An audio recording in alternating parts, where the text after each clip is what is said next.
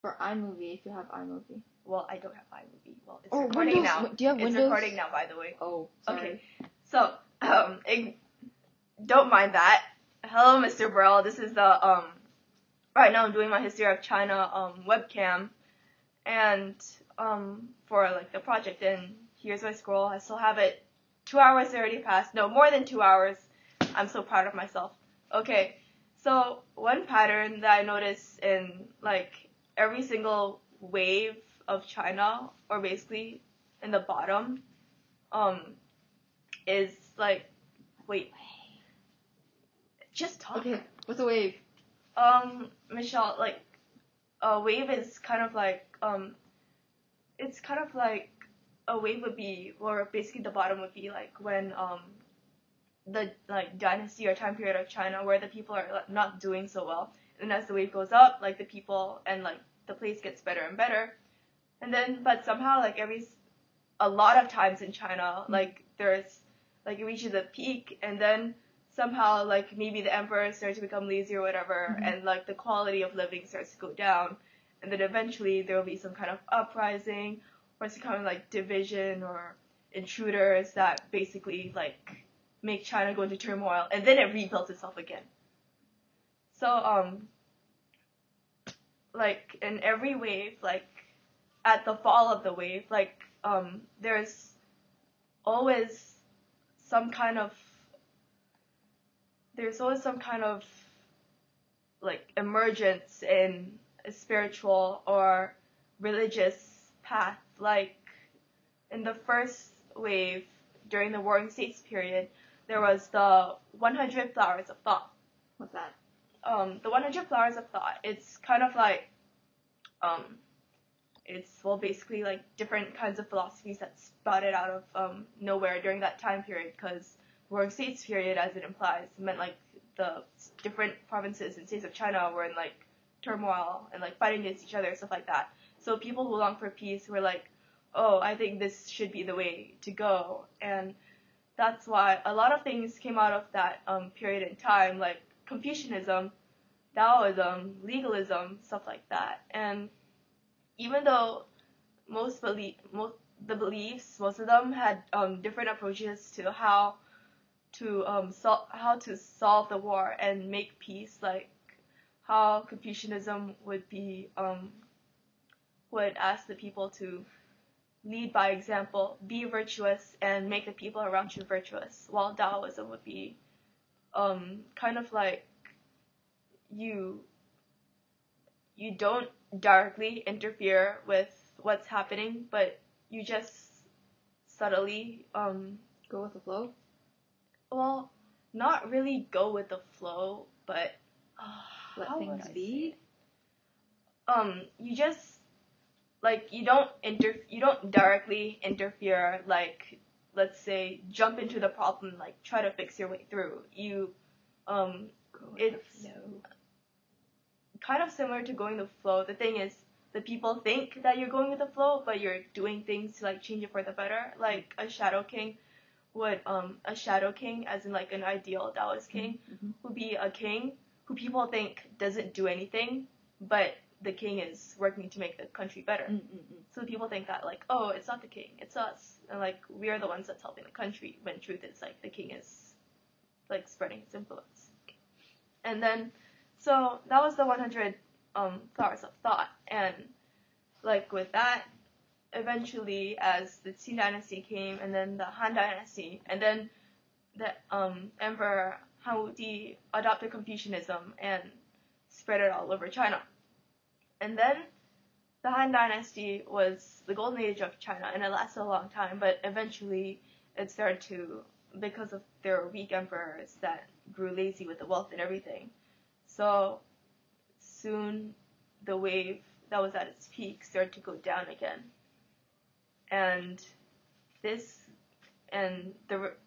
people on top and the people on the bottom, their wealth and power, the difference was, like, starting to get a lot bigger.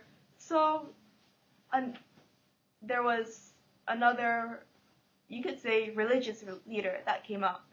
He was called Zhang Jue, and... Oh, wait, Mr. Burrell likes that guy, right? Or is it a different guy? The yellow turbans. Huh? Yellow turbans. Do you know, Michelle? Nope. Sorry. Okay. So, Zhang Jie believed that he was a peasant, and he believed that he was Lao Tzu, or like the god walking around Earth. And because the peasants were they were like in need of some kind of faith, like, or hope that maybe our situation could get better, they a lot of people believed in Lao Tzu, and they became the yellow turbans. So what did they do? Well, like, I'm gonna compare it to another religion that also popped up like during the same time, and see what different things they did, and then I'll tell you. Okay. So basically, Christianity popped up like 80 years earlier, and well, Jesus was who like most people thought would be a carpenter or something like that. He claimed he was the Son of God, and because there were a lot of slaves and poor people during that time, they also followed Jesus. And Jesus and Zhang Jie said that, anybody who believed in him would go to heaven, while unbelievers would go to hell and suffer. However, the main difference between what Jesus preached and what Zhang Jie preached was that Zhang Jie wanted the peasants to rise up against the king and, well, basically start rebellions, while Jesus, he kind of preached like, love your enemy, and forgive people for what they do. So, in the end, Jesus and Christianity, like, that belief was made compulsory, well, with the lack of a better word to say it, by Emperor Constantine, while the Roman gods were ordered to be like destroyed, not believed anymore, and like Christianity rose to prominence, while the emperors of the Han Dynasty crushed the yellow turbans, because the yellow turbans were causing so much disturbance. What kind of disturbances? Rebellions. Like, I'm gonna destroy somebody, or I'm gonna raise a flag and like shout at the government or something. Well, everything was actually just directed at the emperor. So when they rebelled, it was like the typical, peasants rise up against the king kind of thing. Except this time, unlike storybooks, the king crushes the peasants. So, what's true? And then, things were like that for a while, and that was the Han Dynasty, right? The end of Han Dynasty. And then so, something similar again happened, like, during the Century of Humiliation, which was at the end of the Qing Dynasty, where the Westerners finally got ships and managed to travel towards Asia, and specifically China. And, well, China thought that, these people are barbarians, stuff like that. And because the Westerners wanted to exploit more silver from China, they started selling opium, and then later a lot of people got addicted. China started becoming really poor. Even its generals were addicted to opium, so it's just like a really bad time. And then the Westerners got more power, like extraterritorial rights. And do you know what they are? Not really, but maybe like they like got to gain land, perhaps? Well, not exactly, but like they did get privileges. So basically, people with extraterritorial rights are above the law.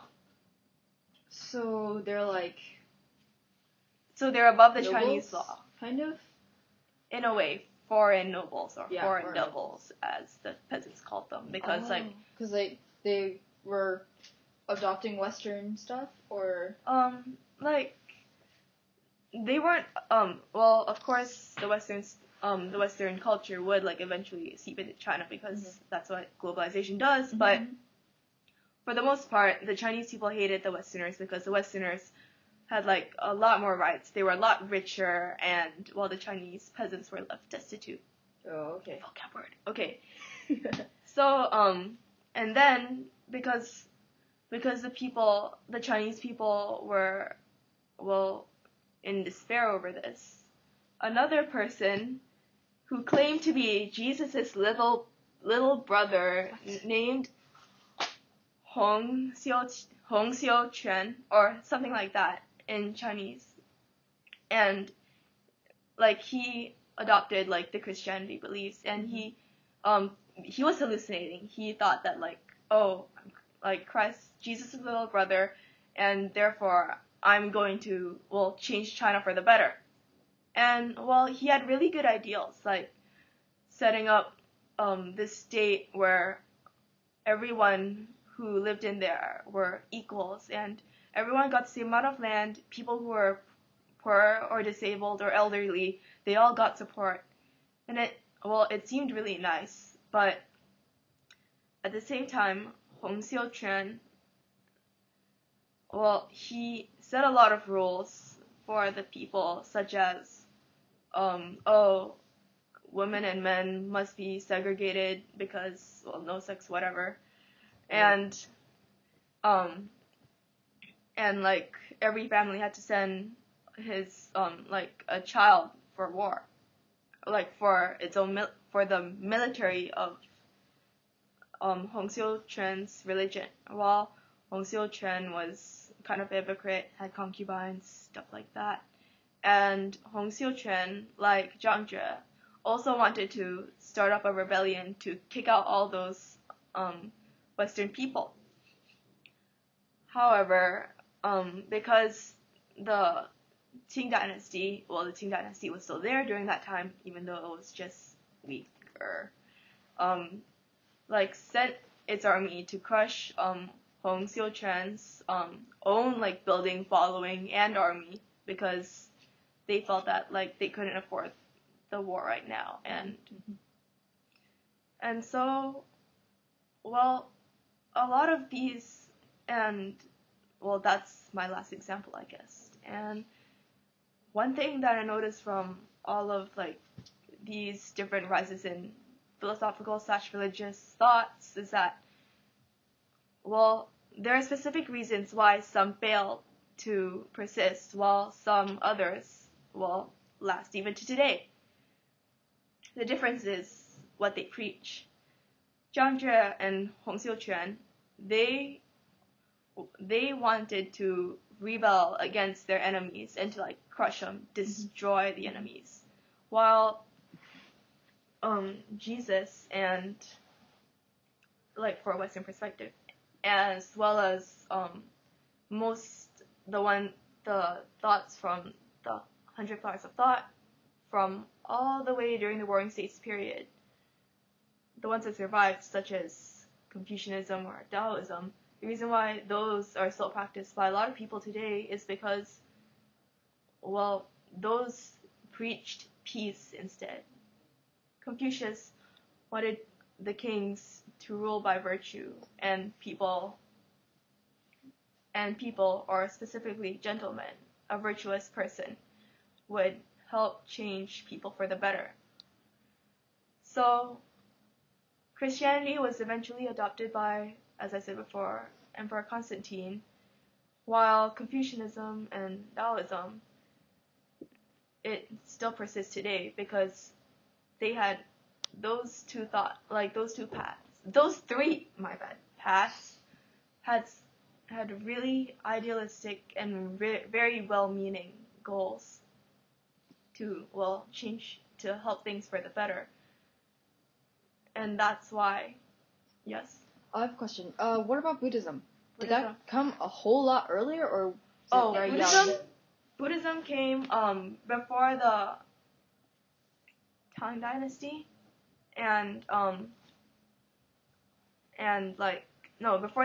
during the Sui Dynasty, and during the period of disunity, which is something similar to the Warring States period. But yes, Buddhism also came during that time. So when you mean by similar, is it like before the Warring States period, or like just a? It's okay. Warring States period is a crash of wave 1. Mm-hmm. Period of disunity is a crash of wave 2, and that's where Buddhism arrived. Oh. So yes, Buddhism is also like another example where where it like had more peaceful beliefs. Oh, okay. Break time! Oh wait, no, you can't end it yet. Yes, I'm recording. Okay. Yeah. Yes, Well, please. I would have liked to expand a little bit more on Buddhism, but I suppose I must go soon. Thanks, Michelle, for talking to me. And, She's offering another room. oh, well, It's I don't know. later. That's why I said break time. Well, I can't pause. Okay, then just break your... I'll bring it to my final point. So basically, the difference between why some failed and some